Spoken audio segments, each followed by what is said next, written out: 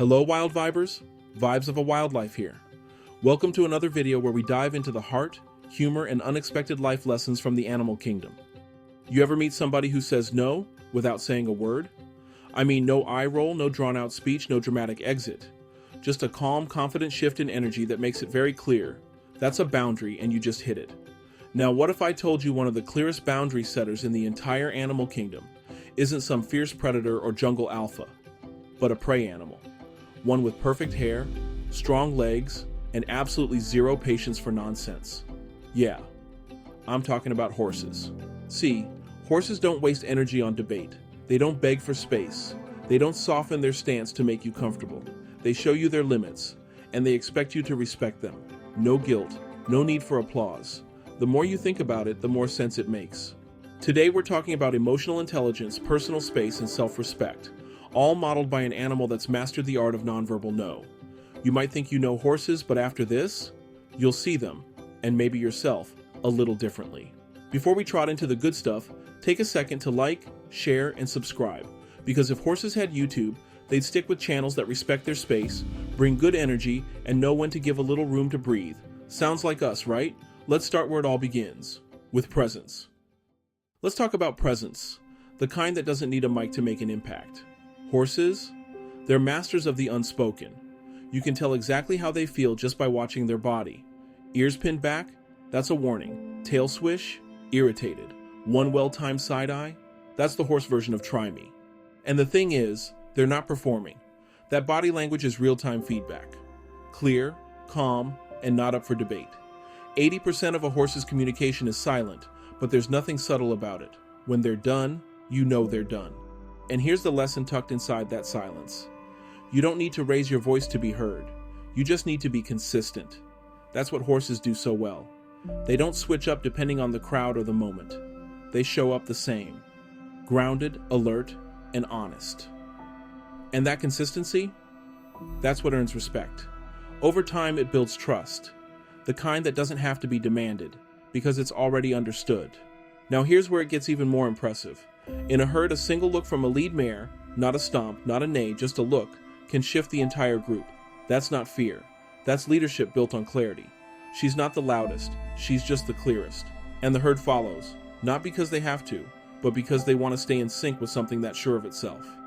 But, and this is a big one, what happens when that look doesn't work?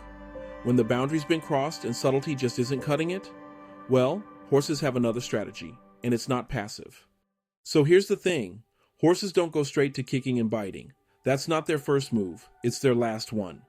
When a boundary gets pushed too far and the message isn't being heard, then they escalate. And it's not random. A horse might kick if another animal gets too close to their food, their space, or their foal. They'll bite if they feel cornered, disrespected, or just plain annoyed after multiple signals were ignored. It's not about mood swings. It's about self-respect and safety. Even then, it's not emotional, but it's efficient, clean. One warning, one consequence. And then, it's done. They go from subtle to blunt like flipping a switch, not because they want to cause harm, but because they know what they're willing to tolerate and what they're not. That's a mindset we could all borrow from. Setting a firm boundary isn't about being aggressive or difficult. It's about protecting your energy, your space, your peace. Horses don't apologize for making that clear. And they definitely don't feel bad when someone tests the line and gets a swift, unmistakable response. Because to them, boundaries aren't mean, they're necessary. Now here's your wow moment. In a herd, it usually takes one kick, just one, for the message to land. Not because it's brutal, but because it's final. That's a lesson that sticks. There's no yelling, no repeated lectures, no keeping score. Just a clear line that doesn't get crossed again. That's not just discipline, that's clarity with consequence. And yet, and this might be my favorite part, they're not walking around mad about it afterward. No sulking, no holding grudges. The horse's secret? Assertiveness, without the drama. What I love most about horses is this. Once a boundary's been set, that's it. No holding on to it. No pettiness. No, remember when you stepped too close 3 days ago? They handle it, and then they go right back to grazing like nothing happened. The energy shifts, the message lands, and the moment moves on. No sulking in the corner, no silent treatment, just peace restored, plain and simple. It's a kind of emotional reset most of us could learn from. A no in the horse world isn't a declaration of war. it's just information. This is what I'm okay with. That wasn't it. Period. And once that message is delivered, it's done. No grudge, no ego trip.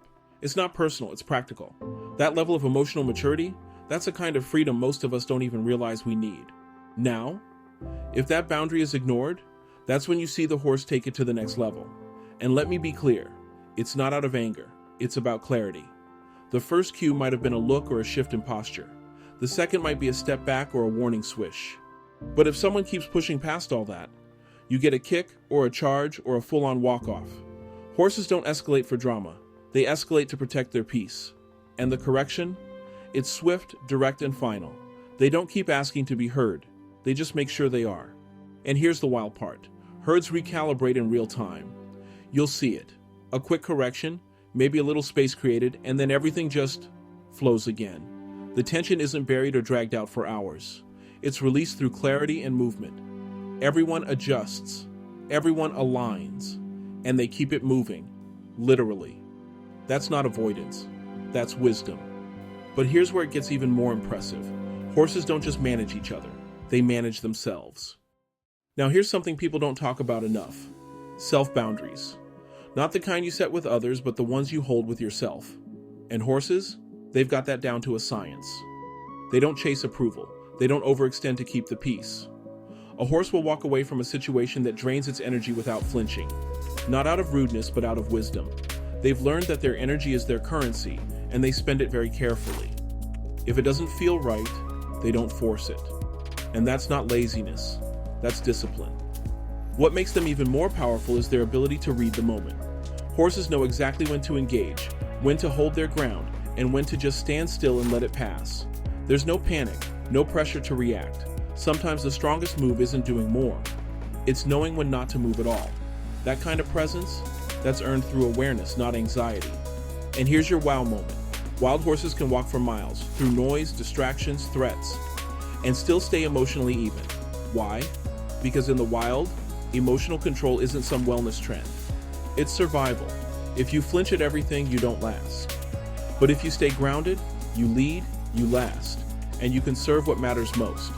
So how do you start applying horse wisdom in a human world? Let's rein it in. Alright, so let's bring this back to you. If you're wondering how to start setting boundaries the way horses do, with that kind of quiet confidence and zero drama, it starts with how you show up. Not what you say, but what your energy's saying before the words even land. Tone, posture, that slight pause before you respond. These little cues carry weight.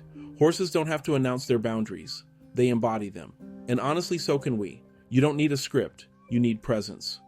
Now, let's say someone misses the message. It happens. People push, test, ignore the signs. Not always out of malice, sometimes just out of habit. That's where the next move matters most. Escalation, not explosion. You stay calm, but you get clear. No long explanations.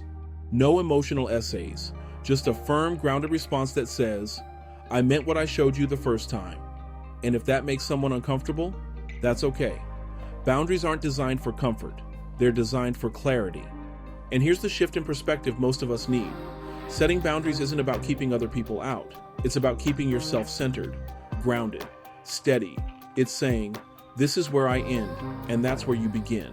Not because you're cold, not because you're selfish, but because peace needs structure, and you're allowed to protect the space that lets you breathe, think, feel, and be. So yeah, saddle up your standards. Not with force, with focus. Because when you know your line and hold it with grace, you stop chasing peace and start creating it. So here's the takeaway, plain and simple. Horses don't chase validation. They don't water down their no just to keep things smooth. They hold their line with calm, steady certainty.